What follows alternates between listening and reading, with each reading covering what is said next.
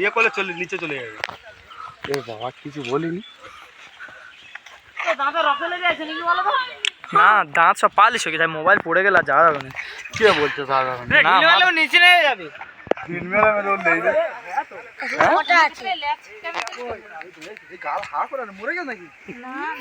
দেখতে তো নিচে নামো।